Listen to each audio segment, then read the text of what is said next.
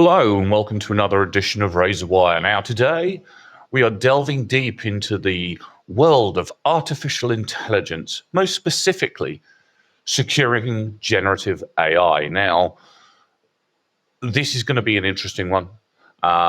It's something that we've seen a lot of discussion in a lot of different corners about what that actually means and what that is. So let's dive deep. And let me introduce the guest that I have today in order to talk to us about AI and securing it.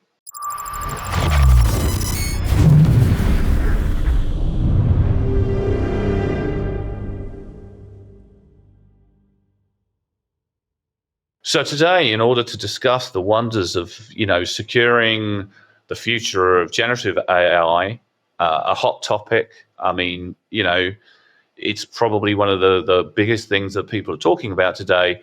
I have Ante from SplxAI.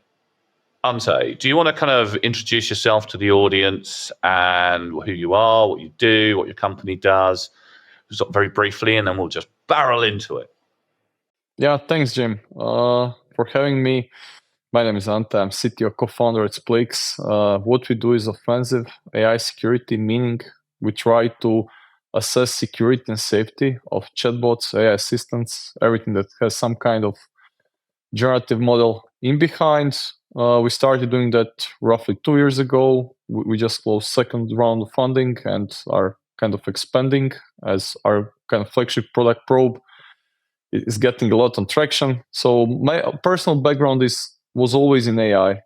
So it's my second gig in security area, and it's really interesting, I have to say. Fantastic. So generative AI. Let's start at the beginning. Let's do a quick intro to the watchers. Most of us already kind of know what it is, but there may be a few people who are not sure what generative AI is. What is generative AI? Yeah.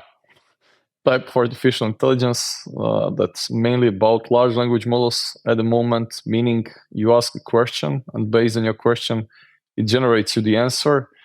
Answer is generated obviously based on the words in the questions, like what's the most probable word in the answer. In a nutshell, it would be that, and now there is kind of a lot of application solutions built on top, and obviously growing field in the market. Yeah. Fantastic. Right. Yeah. I mean, AI in general has been talked about for many, many years. Even when I was a kid, they were talking about artificial intelligence. Got some fantastic moves at the time. And we always kind of had our predictions on where it would go. I've been a big reader of Ray Kurzweil for a long time, who talks about singularity and artificial intelligence, and kind of speculated way back in the day when he first wrote that book about the applications of AI. And I think, looking at the discourse going on over LinkedIn and in the markets in general, we've gone AI crazy over the last 3 or 4 years specifically, probably a little bit before that for others. But, mainstream media is all talking about how we can apply AI to our daily lives, how we can improve business, how we can improve all manner of what we do as a society through the power of AI. And there is, in actual fact, a bit of an AI war going on between East and West. Who can get it in place first, who can improve upon it quickly, who can apply it to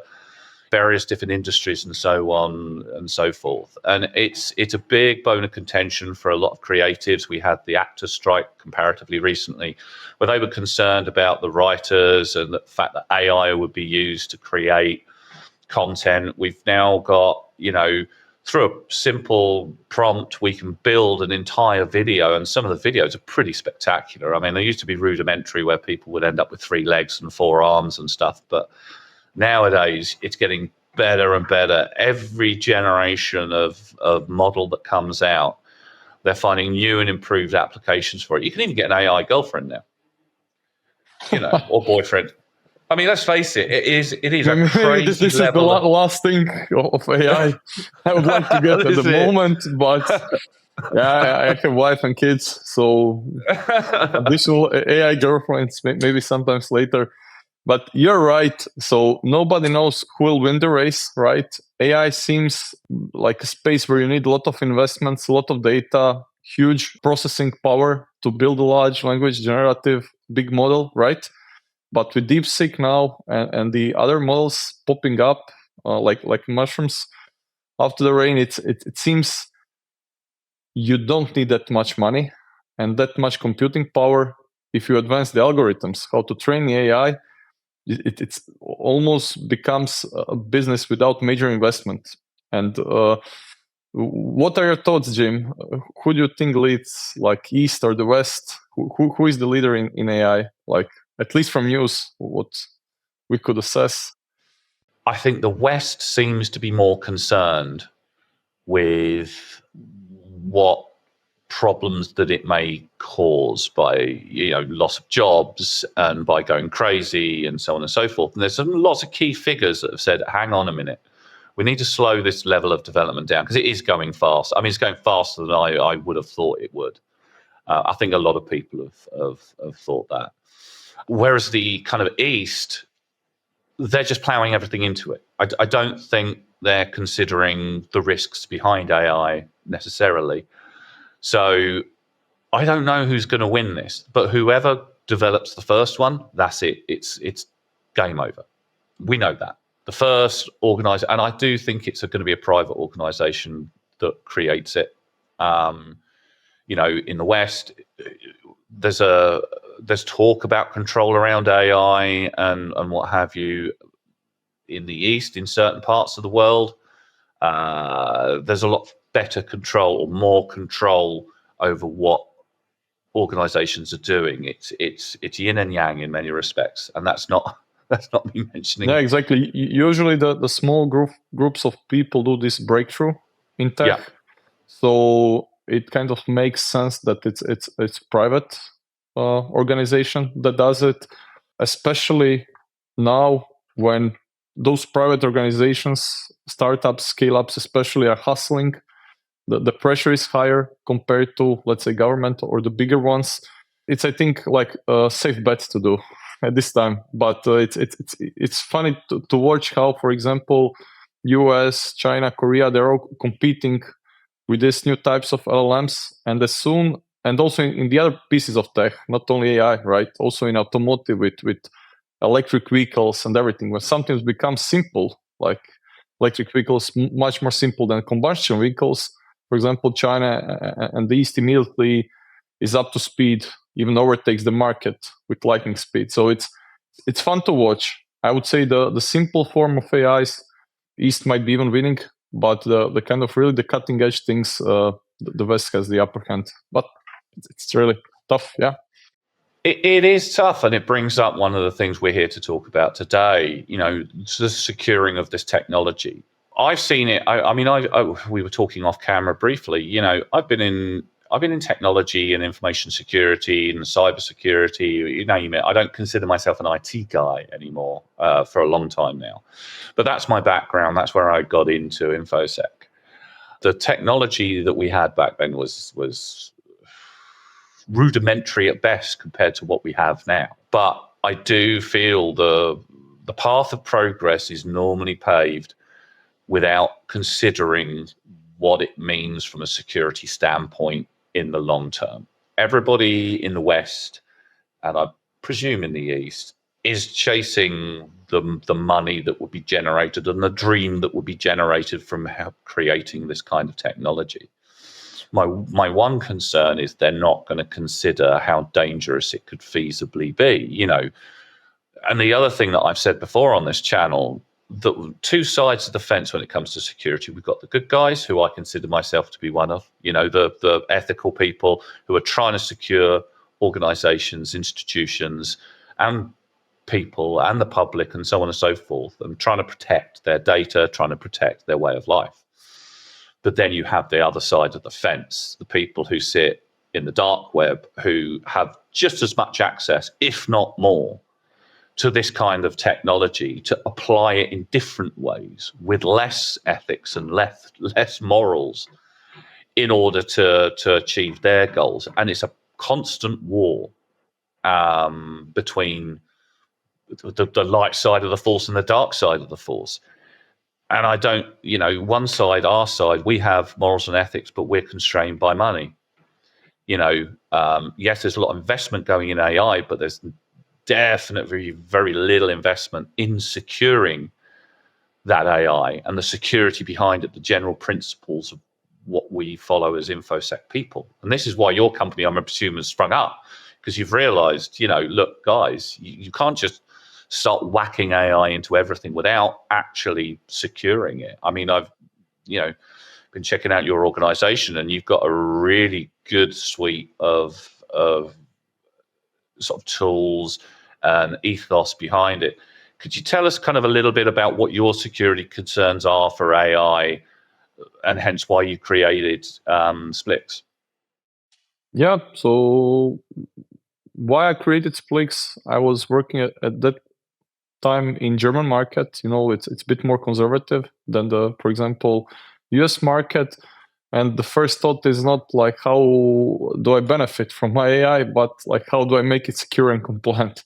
That's why we started 2 years ago doing this, why people are trying to apply first LLMs. And after GPT hype, this is the reason of the company. But at the moment where I see the most of the risks, where we try to help to put solutions, and also next week we'll open source something, is to understand when the agents come into the game and trying to replace humans within the organizations, within the enterprises, which is our main focus, which actions are ethical to take, which actions are safe to take, like combining data from two different sources. Can it be combined? Is it okay that the data is transferred from one to another?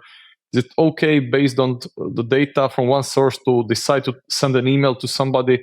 So all this agentic decision making being like safe and secure, also that the data, confidential data, doesn't leak to outside, that somebody by poisoning chunks in your database doesn't leak the rest of your database out, things like that, that this doesn't happen.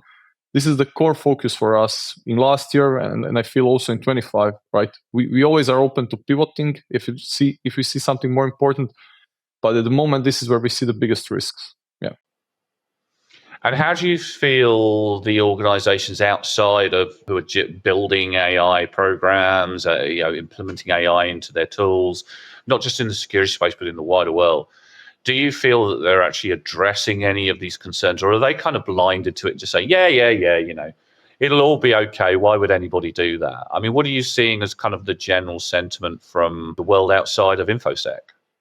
InfoSec, I mean, I consider it within groups like CoVASP and Mitra. They're leading the charge, and they are even front-looking for last 2-3 years, like what's upcoming from the agentic risks, what's upcoming from the LLM risks. So it's not that InfoSec in terms of theoretical description and like understanding of risks that are coming in near future doesn't exist. It exists, but where I see a lot of issues is implementing that, automating that, putting this kind of InfoSec tools in production, right? So there are good initiatives, very good initiatives. We are supporting some of them. Some of them we are not lucky to support still. But it's all about if you're able to put security in production, or at the same time when you're putting the AI system in production. So this is where the race happens. Awareness, I think, exists. And last few years, I've seen always decent level of awareness in those few top groups of InfoSec, but kind of sustaining business pressure and not putting something in production before security is implemented. This is usually the issue. Yeah.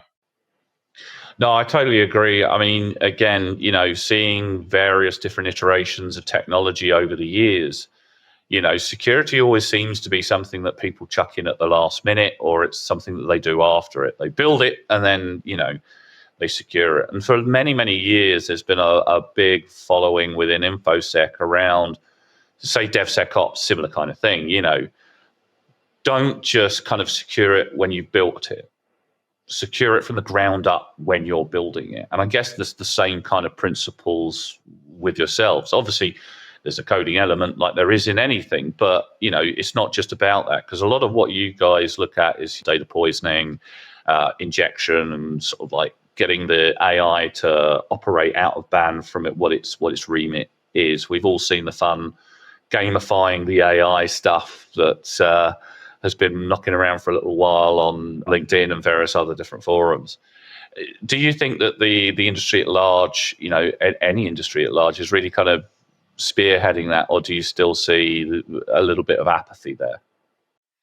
Yeah, so the let's say including security from design, it's important, and we often face the question like, could I, with hardening of my system, with putting additional policies, guardrails in there, solve this issue? And like in more than half of the cases, our answer is like you should build it from the scratch in your database. You should put those roles.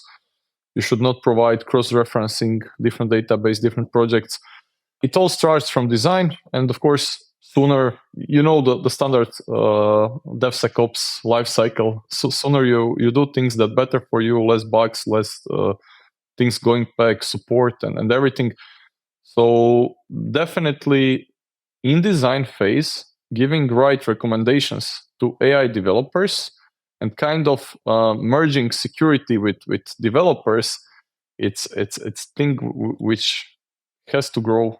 I mean, it's pattern that's for decades out, but still I see it has to grow even more. Yeah, it's interesting actually, because I mean I've dealt with development functions within organizations for years and years and years. How do I say this without annoying a whole group of people watching this who work in the development side? Security and development have not always got on.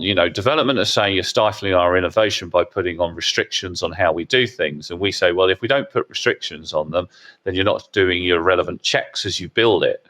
And it's very hard to hammer it in at the last possible minute. We can't just suddenly secure it at the end, because there's a drive from the business to push it forward, to put it to a live state so they can capitalize on it. But I think the unique thing around AI here is the need for ongoing security throughout, not just its development life cycle and building it and what have you, but ongoing as well.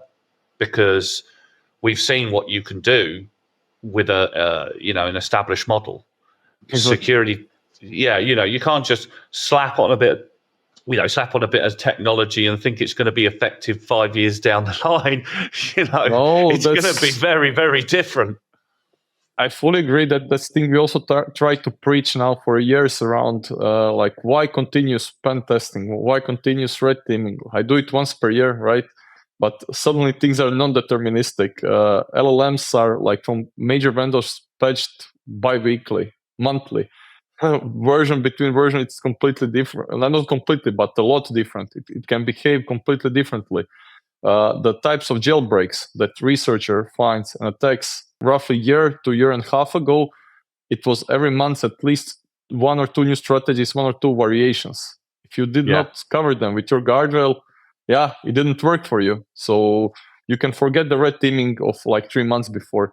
So in this fast-paced evolving field, continuous is even more important. And what we see, not very often, but every time the AI system goes into production and gets like high load and like big usage uptick in the first months, people update their system prompt, their business logic, like few hundred times in first few months.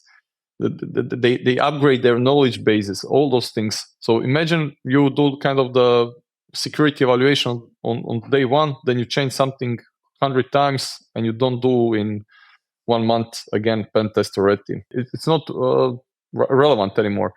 So continuous thing is important, automate is important, and with AI, which is non-deterministic and which is still very changing day by day, it's a bit different than I would say what it's kind of web security on API security in the last few years. It's just unstable. Let's call it like that. Yeah. No, you're preaching to the converted here. I mean, at Razorthorn, we created Razor's Edge. That's our continuous pen testing. It's very different from what you guys do. I mean, we focus on internal and external estates, and we can do web apps and what have you as well. That's part of the whole thing. But you do need to make sure that if you are implementing any kind of AI, that you are doing the kind of stuff that you guys are doing as well. We can look at the servers, we can look at the infrastructure, we can look at the gateways, but you do need something to really kind of keep track of what's going on with the AI itself. And I think when we look at things like DORA, for instance, and NIS2, you see a much more heavier emphasis on understanding your threats and vulnerabilities at any one time. And I think you're going to see that with PCI down the line, and you're going to see that with a number of other frameworks and legislations that are going to adopt that. It seems to be the way to go, and you're absolutely right. We've been pen testing for 17 years, and we say to customers, look, you get your annual pen test, it's a snapshot in time. The moment you change it, the moment you put new code in, the moment you upgrade to a new operating system or version of operating system, if you don't do the relevant checks and balances and tests, then you're going to be working at risk until your next pen test. And in a world that is moving as fast as it is in the AI sector, chuck quantum computing into that, once that starts being thrown in, you are going to have to really be careful. Because otherwise, you're gonna have a problem. You have probably a lot of problems. Quantum thing. If we now put this into the game, it's changing a lot of principles in security. So, and now imagine how many kind of commodity systems are there, implementations of software which are kind of maintained for 10, 20 years, just being maintained, and the quantum computing comes in. It's hard to imagine how this will look like, but.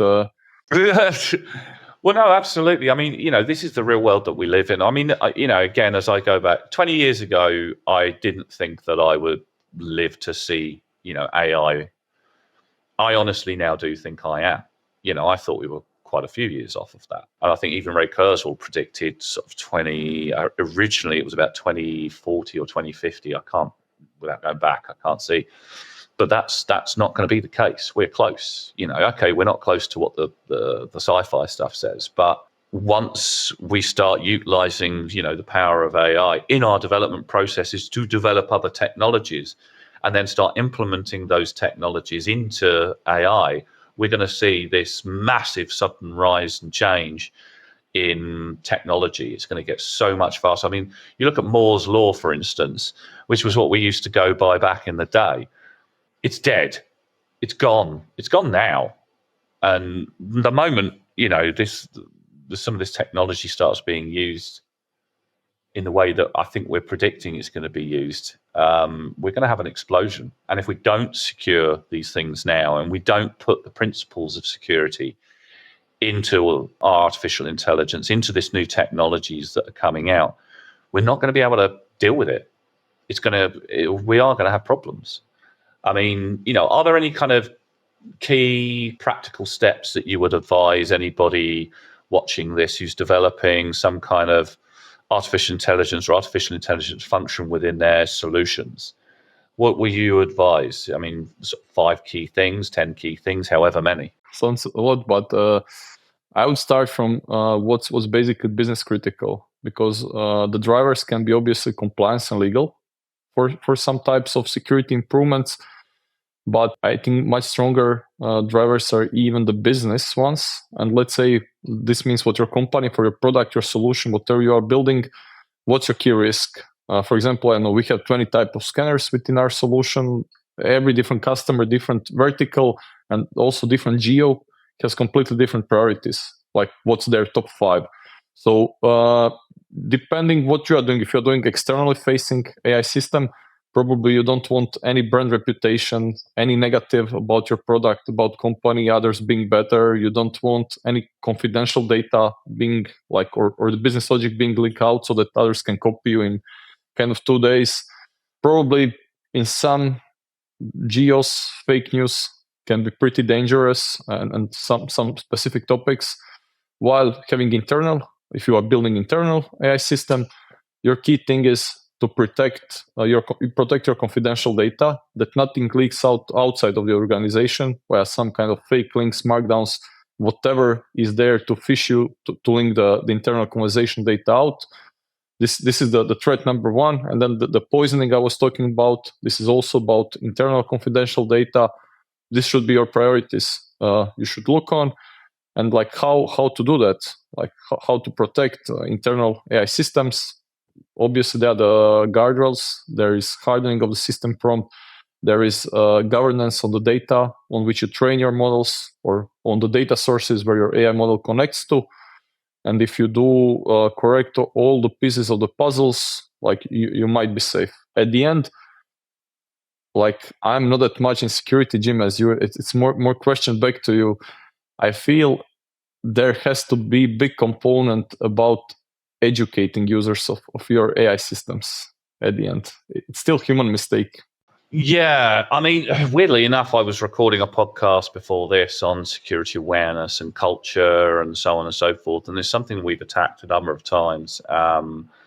And we've got to get better both in our sort of private lives and our organizational lives when it comes to security. I mean, I'm kind of preaching to the converted with most of our audience here. You know, most of them are CISOs, most of them are people coming up into this field, and they're going to be going into a world where you have to have a very blended approach to security. It's not just about the technology, and there's still a heavy focus on the technology. I mean, you've got to deal with it from, as you said quite rightly earlier on, from the business angle, from the cultural angle.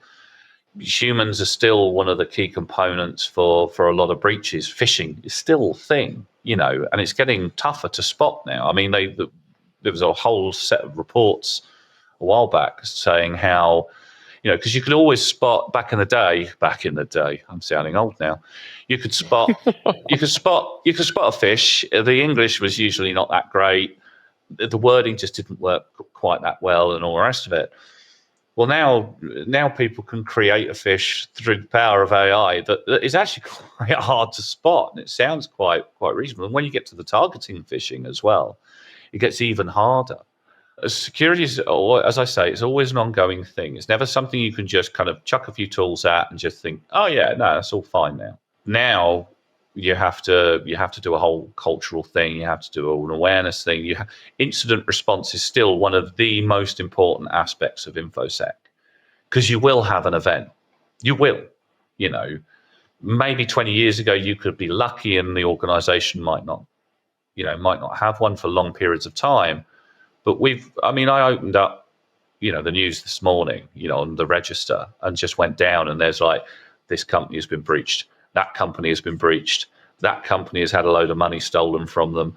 Oh, a load of files have appeared on the dark web related to this company, and they haven't admitted yet that they've had a problem. I mean, it used to be you'd get like one piece of news like that, you know, 10 years ago, every couple of weeks. It's every bloody day now. And it's not slowing down, it's speeding up. So as we get more and more reliant on technology as a species, because I mean, I remember a time with no mobile phone. I'd have to go to a phone box to make a call to my parents to tell them I'd be late home.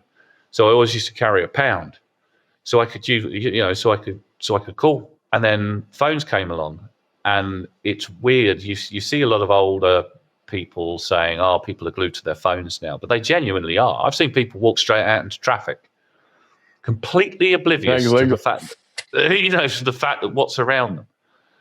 Mobile phone, cell phone is still the number one hardware. Apple tried with Vision Pro and others, but it won't replace a cell phone for next at least 5 years to 10 years. Very rough guess. And what means the mobile phone? You are talking with it over the voice. The voice will be number one, probably AI, consumer AI interface, right?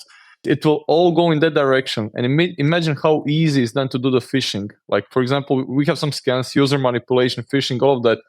So easy because AI is talking with you like human. It's multi-step reason. It can talk with you for like 20 minutes, all regular, all normal, all helping you, and then in 21st minute fish you. Like it can be hidden jailbreak deep in. So the key thing is all this social engineering with AI. You are fully right. It's just getting crazy, and you have mobile phone in your hand, you have PC at your desk, I know, at your home. You are talking with a TV over remote, again, over the voice most of the times. Most of modern TVs do that. And there is AI over which you talk. Obviously, it's in the car as well. So you cannot not escape basically being connected to the AI 24/7. Okay, while sleeping, maybe you don't need to AI. I have a lot of stories like how to put kids to bed with AI, but maybe for some other podcast. So the kind of phishing and social engineering in there, it's just huge. It was also like in 23 one of our biggest production exploits, exactly in that domain. So 100% agree on that. Yeah. It is scary, and we're going to have a whole generation of people coming up, like we did, as I said, it's an old guy talking, who are going to be reliant on this technology, and they'll trust it. They'll just trust it arbitrarily, because that's what they've always done. They've always trusted the output. It's like Google. You go to Google, back in the day, and you did a search, You'd be like amazed. You'd be like, wow, I can get information this quickly. And then as time went on, people found ways to manipulate things so they could get their page to the top and start scamming people and start utilizing that technology to cause harm. But also what's interesting is the population, which is now under the attack in, for example, B2C environments. It's not only more adults, it's a lot of kids, right? Yeah. They use it from, 2 years onwards. They already in the kindergarten say, like, I trust more ChatGPT than my mom. Like, I don't, it's more correct. So it's, the environment is changing, not only the software, InfoSec, also the environment and the population is changing. So it's I think the governments will need to do a lot of work to put, like, to continuously prioritize right things and right frameworks from security to push to be mandatory, but it's hard. It's not easy. I don't know. This is the thing that really gets to me, and oh God, there's so many things I could talk about right about now when it comes to this whole subject matter. Just even outside of AI. So when the internet first came out, right? Everybody, there was a lot of people at government level who thought, "Oh, this is a fad. Yeah, it's not going to get popular." Boom! One of the most popular inventions ever. The internet became everything. It delivered the content that you wanted. It delivered the games that you wanted. It delivered a lot of other stuff. We built upon it and built upon it and built upon it and built upon it. And eventually the government turns around and goes, "Oh, we need to secure the internet, or we need to regulate what people are seeing on the internet." It's like, good luck, guys. You should have done that back in the 90s when it was still young. You didn't do it. So all this talk from people who don't know the technology saying we need to regulate the internet. Okay, well, it's like a comedy show called the IT Crowd, where they bring somebody in and they're like, "What's the internet?" It's that box there, and there's a big red button on it.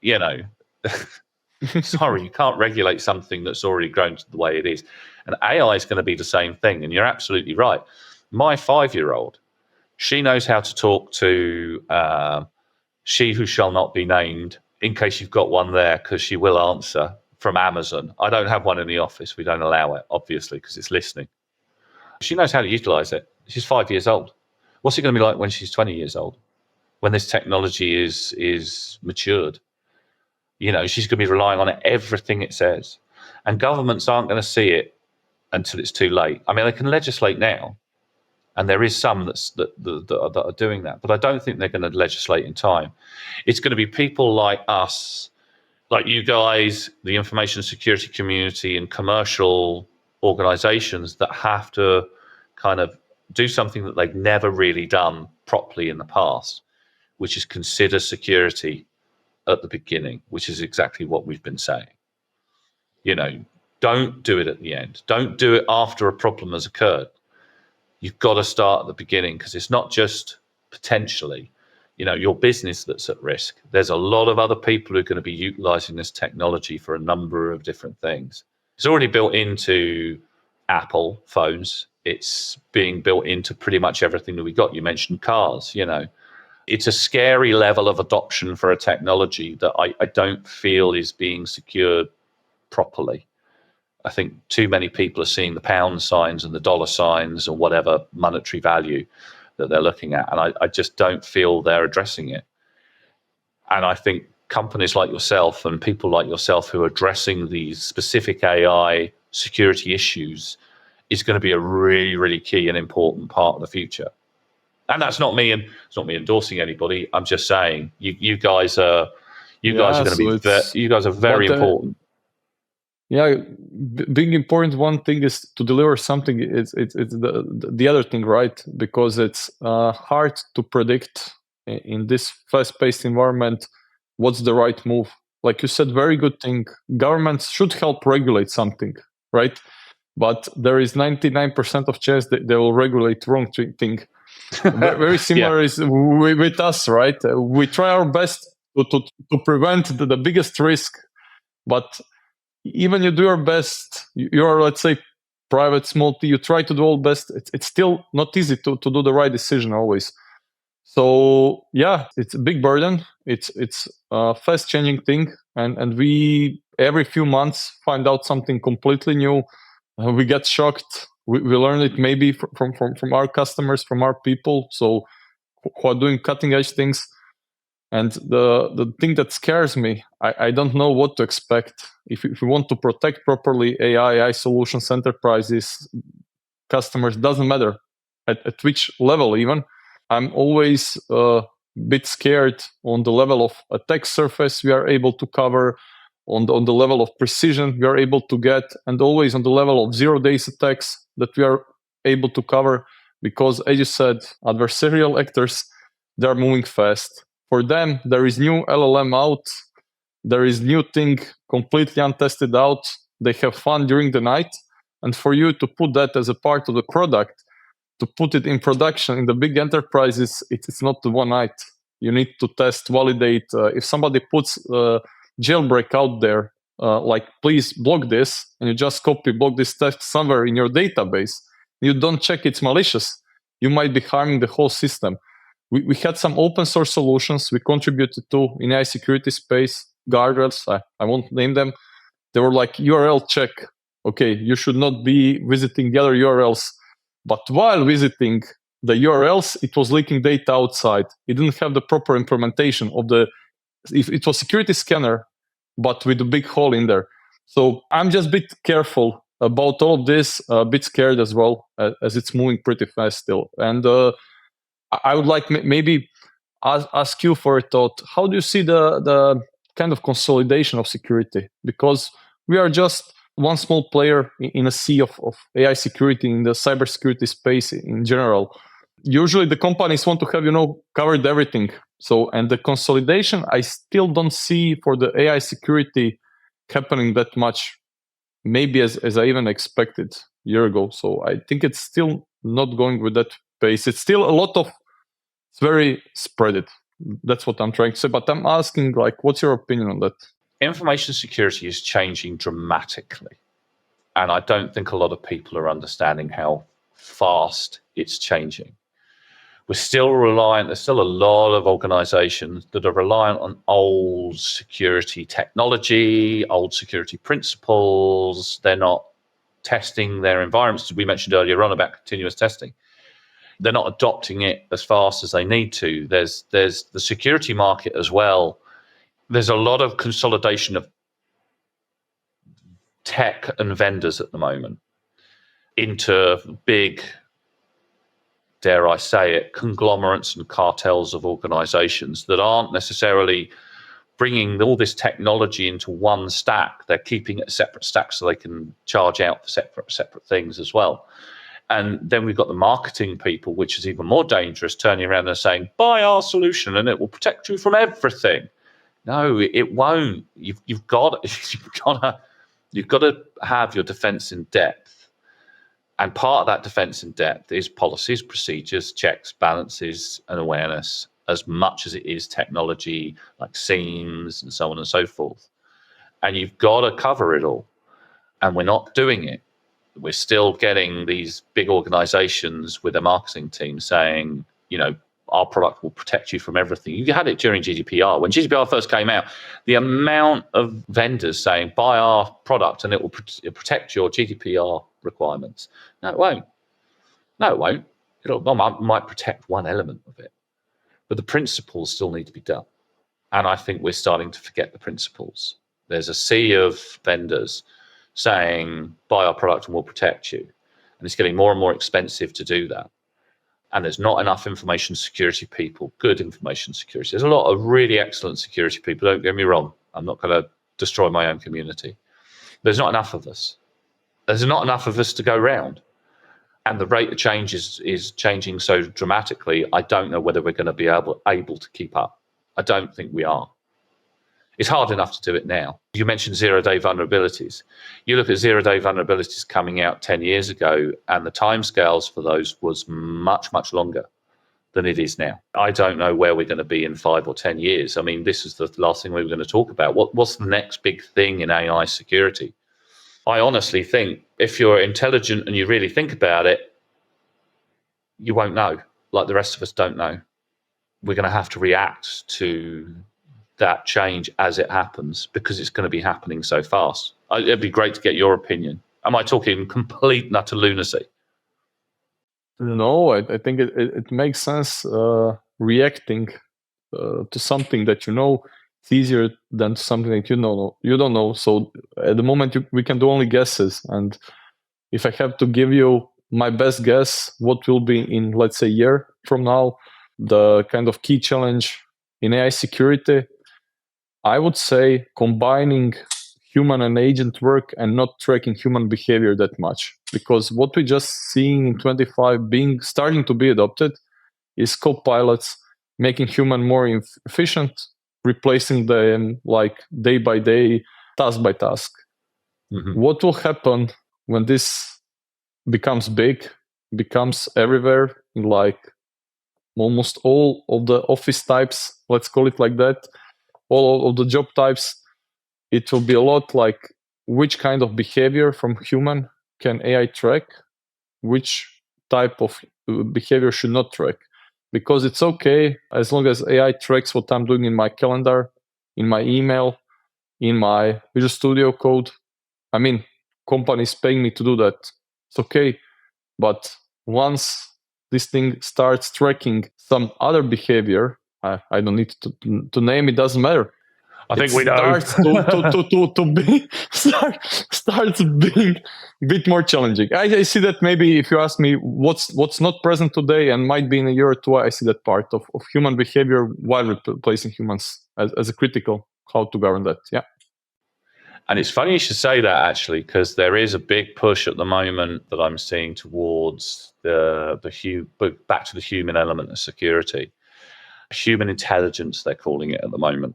The solutions will kind of track activity to figure out whether it's positive or whether it's negative, of which AI, is great at predicting as it gets better and better and better, and it's fed more data. Then your co-pilot, as you put it, which is a great way of terming it, your counterpart AI that helps you with your day-to-day life or job or whatever, and is going to be able to predict what you're going to do. So if somebody manages to gain access to it and subvert it for their own use, then it should not stop your wife, right? It should you. Well, I mean, but then we get into a sort of big government. I mean, in the UK, good example. I know we're running out of time, but in the UK, Apple has been forced to not implement, levels, security encryption to the level that it wants to, because the UK government said, no, we need a back door in. We need to be able to access information. And I think that's a serious risk. That's something I'm very, very passionate about. You don't put backdoors into systems and you don't weaken security. Because if you do that, your government will be able to get in and snoop and do whatever. But you know who else will? Yeah, the bad guys. And it won't take long for them to figure it out. So, this is an absolutely fascinating discussion, and we could definitely go down a whole lot of different routes. I'm going to get you back, actually. I'm going to get you back on the channel to talk to some of the other guys that we've talked to around AI. I think it's a good chat. So where can people find you? Just remind them what your company is, what you do, where to find you, and if they want to get in contact. Sure. So from our side, it's SplxAI. We do basically AI security. It's easy to find. LinkedIn exists still. So I'm not worried about that, Jim. Fantastic. And please feel free to kind of have a look at Splx. They do an awesome portfolio of products for securing your artificial intelligence. Just go and have a look at the website, reach out either to myself or Ante, or just reach out directly to them. I'm sure they'll be more than happy to have that conversation with you, because it's going to be a really important part of what we do going forward. Thanks, Jim. It was also a pleasure, really, discussing the topics today. I see it's one of the most futuristic podcasts I was contributing thank you.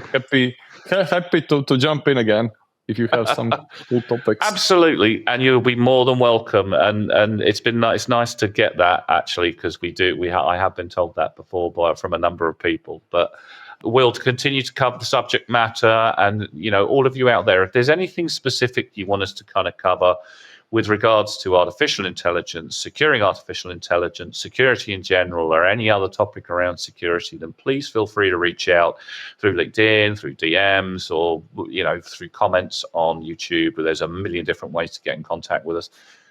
So thank you all out there for listening or watching. Please feel free to like and subscribe. In addition, I do have a book recently come out, the Cyber Sentinels Handbook, a primer for information security professionals. Now, this book is very much geared up towards professionals at all levels of their career, be they starters, be they newcomers, be they people who've been in it for a little while and maybe looking for a little bit more direction, albeit the older ones looking to maybe reground themselves in some of the more important aspects of the trade that maybe they've forgotten over time. I've had lots of good feedback from a lot of different readers of a lot of different levels, so please feel free to get yourselves a copy. We've got the e-copy, we've also got the paperback copy, and if you don't want to spend any money, you can go on Kindle Unlimited and read the book for free there as well. So thank you ever so much again. Look after yourselves, and we'll be seeing you again soon.